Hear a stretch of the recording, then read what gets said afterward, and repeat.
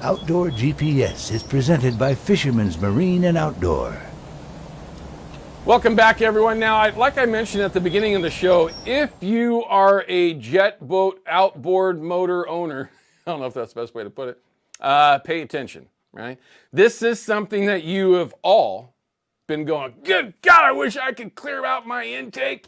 I got a rock stuck in there and I can't go anywhere, or leaves or sticks or whatever else.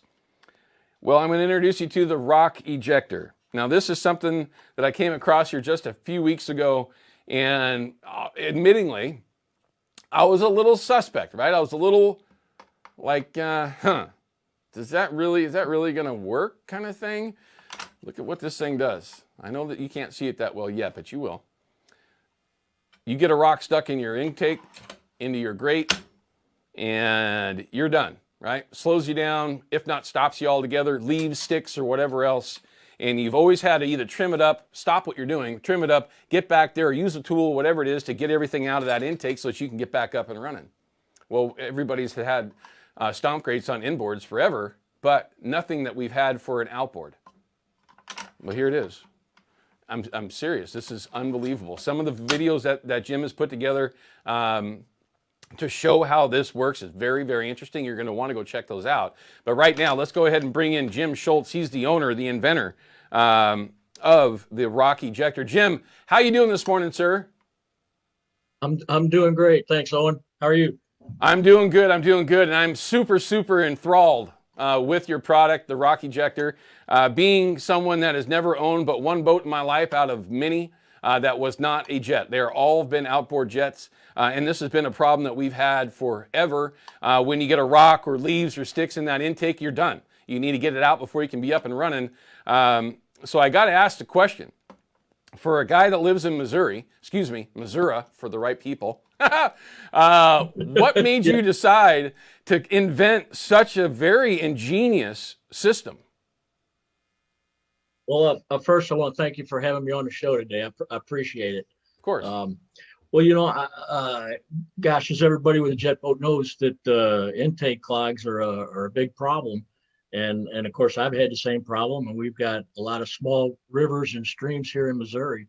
Mm-hmm. And boy, every time I'd run through a shoal, I'd pick up a rock or two. And I searched online to buy something, and there just wasn't anything out there. And so I just took a good look at it and thought, well, maybe I can figure it out. Well, you certainly did. Is your background in aerospace engineering or what? How did this concept come to you? And yes, for everyone, don't even try it. It's patented. But how did this kind of come? Was there a lot of different variances?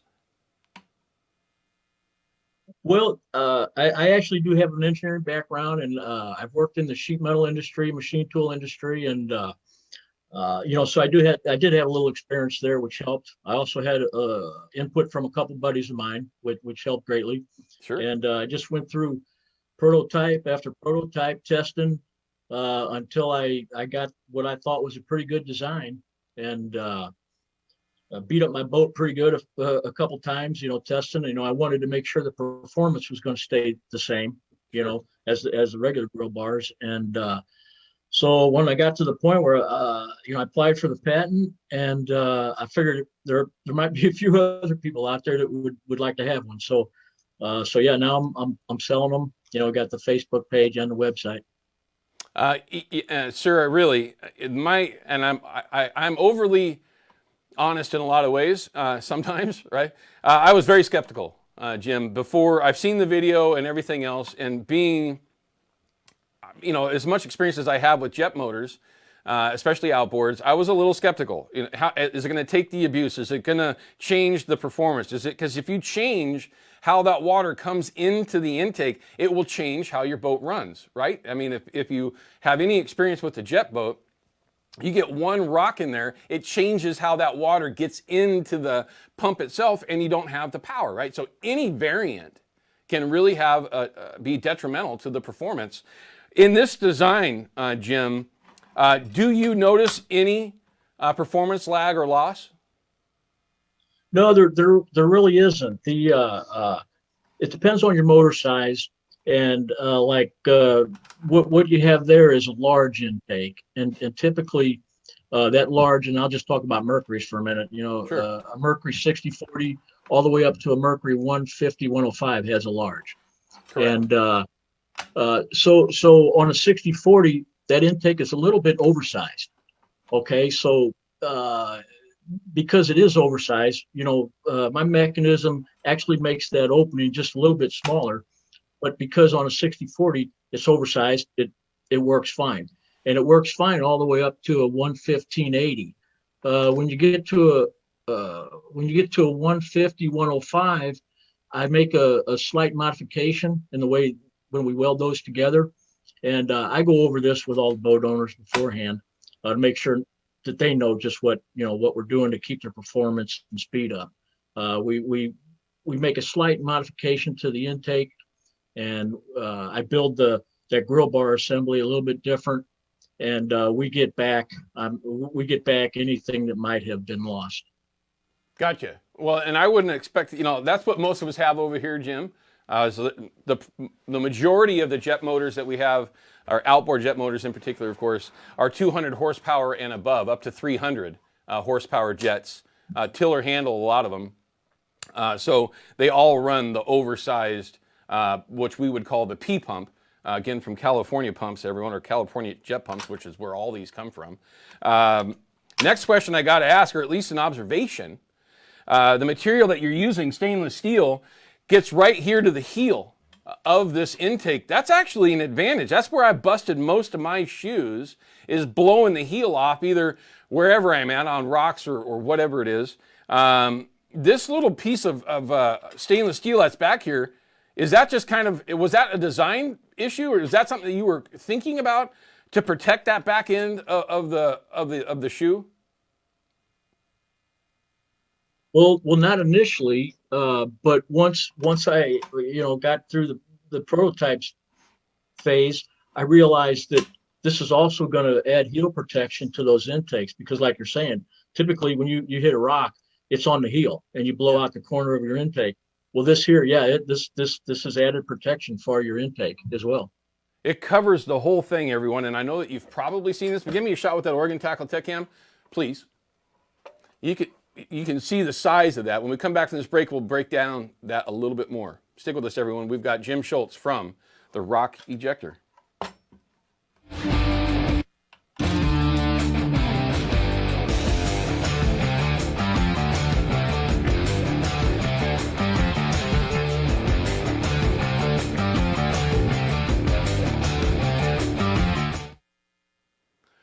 Okay, Jim, so we are in a commercial break right now. We ran a little bit long there, but we were on topic, so I decided to go a little bit longer than 5 or 6 minutes. So we're going to find out how much more time we have for this segment. But so now I have to ask the question. We are on Facebook right now, so we do have folks that are out there watching. The modification that you're making to the P pump for the larger horsepower motors, what is that modification? Well, what I do is on the leading edge of the heel. Mm-hmm. Okay, we take a little bit of that off, so that when I build the grill bars set back a little bit further, and it opens that back up. And that's what I've done. I've built them on some 200s. I haven't built them for any bigger than that, but it'd be the same principle. We modify the intake a little bit, and the grill bar, that part that wraps around the heel, that moves back a little bit, and we open it back up, and so far we've gotten everything back. Haven't had any unhappy customers. Is it a cavitation thing? Well, we're able to get rid of the cavitation that there might be, and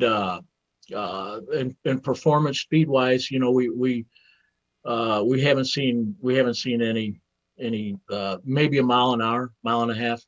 Okay. Most of us over here, we don't really care about top end speed. It's all about hole shot, being able to get up as quick as possible, as to get the boat up on the plane. I could care less if I lose, if I'm going from 45 miles an hour down to 44, I could care less. I just want to be able to get up on the plane right now. That's being able to get up on plane in a boat length is is key. And for any jet boat, it doesn't matter if it's up here or anywhere else, but is that whole shot affected at all? You know, if you stop down on the throttle right from nothing full speed, you're going to get a little bit, but you're probably going to, you sometimes get that anyways, you know. But if you get your boat going a mile or 2 hour, just enough to get a little bit of water going through there, and then you throttle down, you're going to be pretty good shape. Gotcha. I mean, it's just amazing. Certainly worth everyone taking a look at. All right, so Jim, we're going to come back in about 15 seconds and just kind of pick up where we left off, okay? Okay, very good. Okay.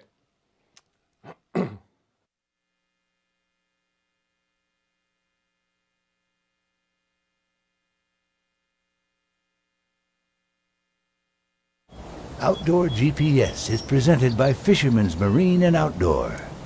Welcome back, everyone. Right now we are joined by Jim Schultz. He's the owner and the inventor of the Rock Ejector for the outboard pump, outboard jet motor owner. Our biggest issue, one of the biggest issues that we have, is getting rocks or leaves or debris stuck inside or on the outside, that is, of our intake. Lose performance, can't get up on a step, can be very, very dangerous.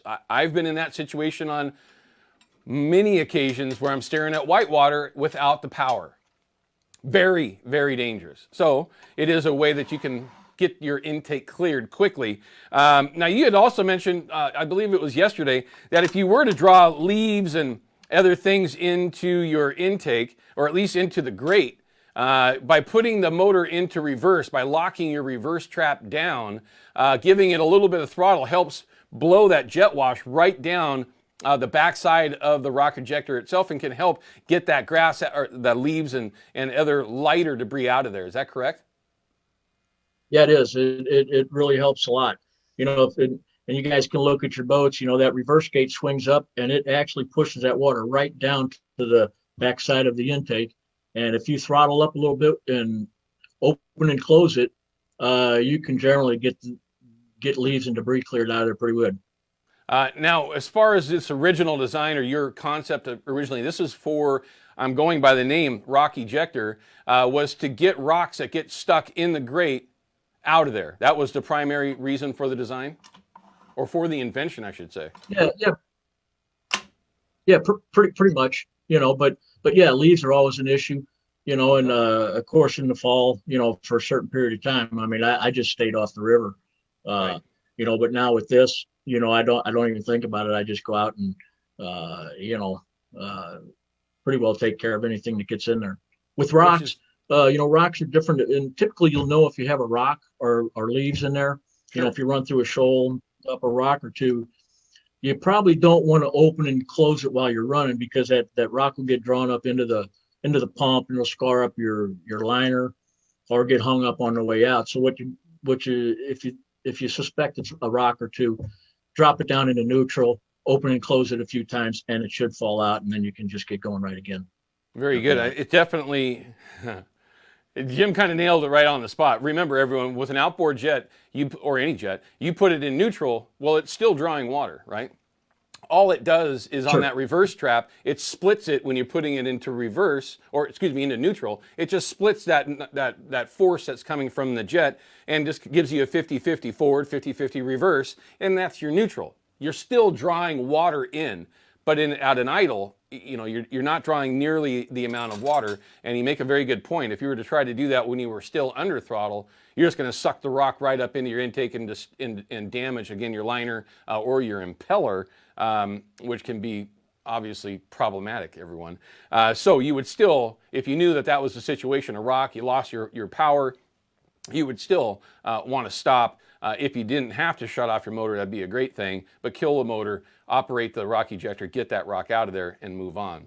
At least that way, Jim, you're not having to pull the boat over to the bank or jump in the water yourself, or any number of bad things that can happen when you're trying to trim your motor up and reach back there and get it out. I mean, it's obviously a problem, everyone. If you've owned a jet boat, outboard motor in particular for long, you know exactly what I'm referring to. We've all been there.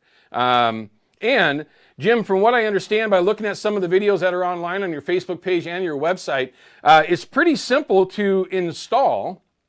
And with the operating handle that we have here, everyone, this is how you actually operate it. It's a nice solid lever. You get a very positive lock down at the bottom, knowing that it's locking the rock ejector up to the back of the the intake. It's simply just lift the lever, that drops down the rock ejector, which would free up whatever rocks or debris that's in there. You push it back down, and it locks into place. So now that rock ejector is not going to move. It's not going to just drop down on its own. Very, very innovative. And this is what ultimately ends up in your boat.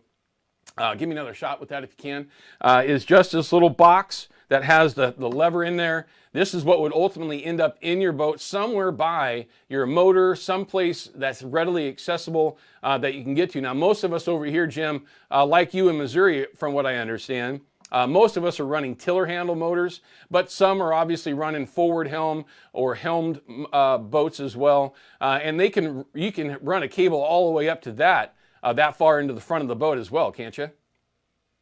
Oh, absolutely. Yeah, we've done them with, I think the longest cable we've used so far is like 16 foot.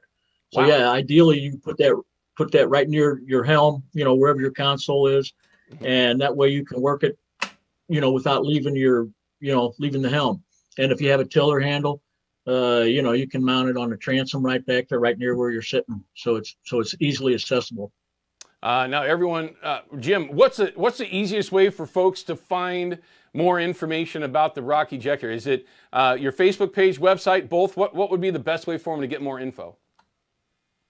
Well, it would be both of them. Facebook, the Facebook page is Outboard Jet Rock Ejector, and the website is outboardjetrockejector.com. And my phone number, all other information's on there, and anybody feel free to contact me anytime. Jim has seemed very, very accessible, everyone. It's easy to find. There are certainly some videos that you can find on either the website and his Facebook page. I also found a couple on YouTube as well. Just typing in rock ejector, and you were able to find some of the folks that have purchased these things and utilize them. Now, I've got to ask some regional questions. Now, for us in Oregon, and Washington, well, I guess, and Alaska, and for that much, Idaho, that's over here. We ain't seen something like this. Down in Missouri, down south, those areas, is it pretty popular, jet boats running around in some of the rivers? Oh, yeah. In Missouri, the southern half of the state is just filled with small rivers and streams. Mm-hmm. And like if you don't have a jet boat, your brother does, they're pretty popular. Gotcha. Well, I thought it was a very, very interesting that somebody from Missouri came up with, and I'm not trying to say there's anything negative to that, but it never got brought up here. We've got bazillions of these things up in Oregon and Washington, and nobody's come up with a system to clear the intake, and one that was so well made. This is all stainless steel, everyone, TIG welded, beautifully done. And okay, so next question. Okay, as you've already learned, I'm not mechanically inclined at all, and it was not difficult to install this. For somebody that might be purchasing one and installing it, is a difficult process. No, it's not. It takes about 1 to 2 hours, and along with the kit, I put a full instruction sheet, detailed instructions, step by step, how to go through it, the process. And there's videos on the website, same thing, that show how to do it. And I'm always available to these guys to call me. If they run into any kind of issue, give me a call anytime. And if I can't get back with them right away, or if I can't answer the phone, I'll get back with them as soon as I can. Jim, the important thing. Jim, thank you very much for spending some time and sharing your info, sir. We appreciate it. This is the Rock Ejector, everyone. Hopefully you get a chance to take a look into it. Jim, we'll be talking soon, sir. Thank you very much. I got to figure out how to get this thing back to you.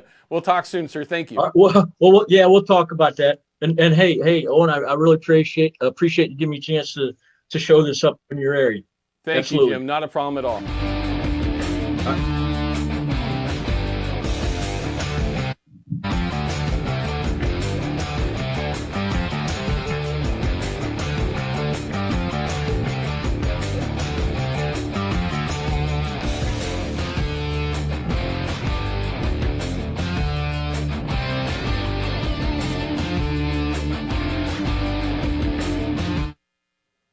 Do we still have Jim? Okay. This thing is amazing. So let's see. So you kind of lag that out as well. So what, we're down to about, what, about 45 seconds when we come back?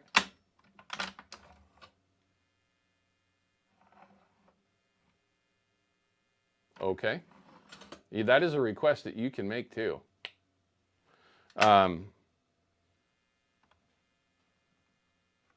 Yeah, no. Don't let them tell you that. This thing, I mean, it's just, are you kidding me?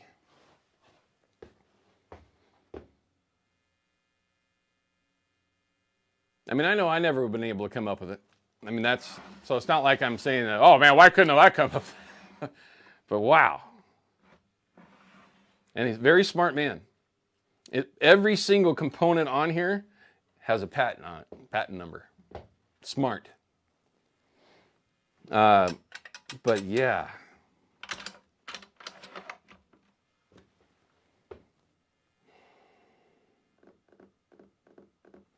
Sorry, Eva, I'm gonna have to spend some money. I mean, really.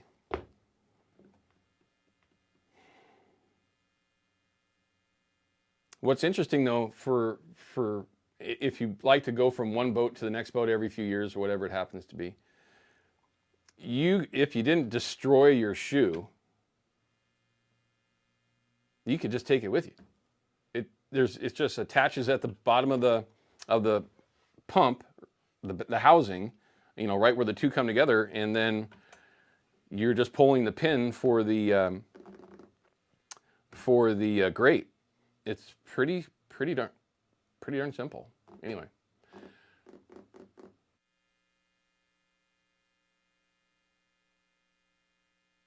Outdoor GPS is presented by Fisherman's Marine and Outdoor.